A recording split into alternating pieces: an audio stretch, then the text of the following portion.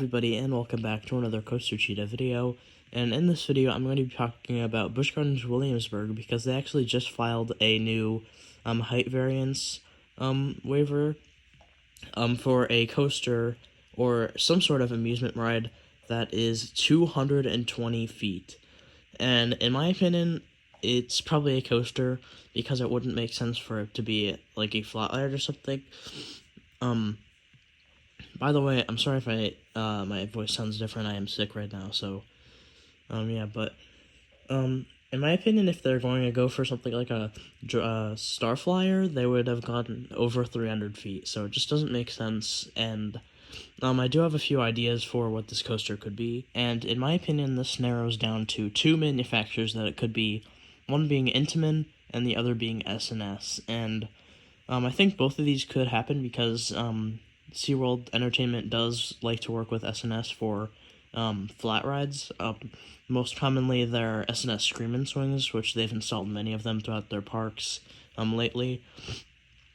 But I don't know if they would do this. This is going to be in the Drakenspire plot of land, the old multi-looping inverting coaster.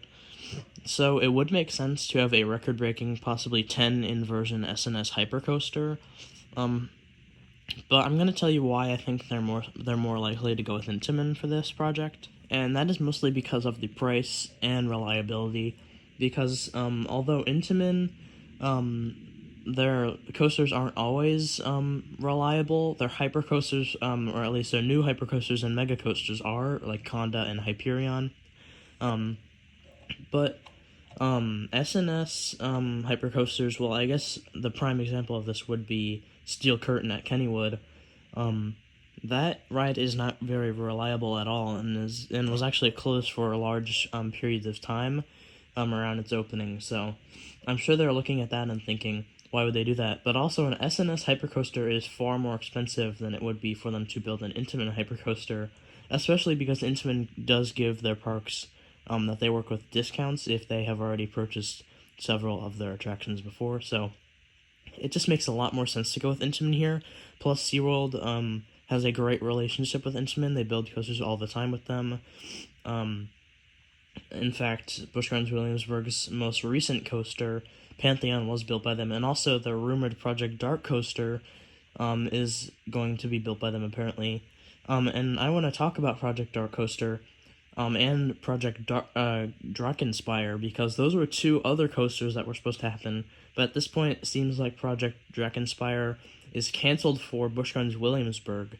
However, this could go to Busch Gardens Tampa, and I honestly wouldn't be surprised, because Mako at SeaWorld Orlando was actually originally supposed to be at Busch Gardens Tampa, but then they moved it to SeaWorld Orlando, and gave them Iron Gwazi, so, I mean, I wouldn't be surprised, but I don't know, it's not all that likely, but at the same time it is.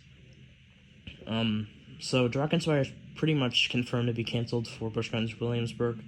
However, Project Dark Coaster seems to be still happening, and honestly, I feel like Project Dark Coaster is more likely to happen than any other outcome, even this new 220-foot coaster or whatever it is, because, I mean, this isn't confirmed in any way. It's just that they filed a new waiver for height variance, so yeah, it might not even happen, but it's always fun to speculate. And I think Project Dark Coaster is supposed to open up in like mid 2023, so if that happens, then I can't see this new hypercoaster opening up any time before like early 2025 or late 2024.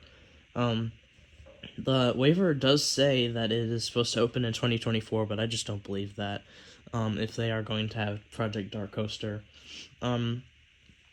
But this coaster does seem really intriguing, and I think we could see something along the lines of Hyperion, kind of mixed with Conda. Conda on a bigger scale would be awesome with the, like, twisted drop, the sideways drop. That would be awesome. So, just thinking back, this coaster is awesome. And, yeah. Leave your predictions for what this coaster will be in the comments down below. And, comment down below if you have any other video ideas that you'd like to see on the channel. and like and subscribe if you enjoyed, and I hope to see you in the next video. Goodbye.